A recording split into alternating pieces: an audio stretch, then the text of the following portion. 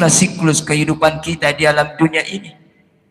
Itulah sebabnya suatu ketika Nabi memberikan nasihat kepada sahabatnya, wahai sahabatku, engaralalu nasa, jagalalu nasa ngalemu dari dua sifat ini, dari dua penyakit ini.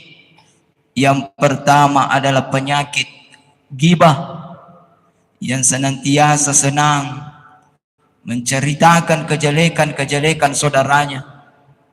Yang kedua adalah penyakit fitnah, yang senang memfitnah, menyebarkan aib padahal bukan aib, menyebabkan berita-berita yang tidak benar, itu hoax, itu adalah fitnah.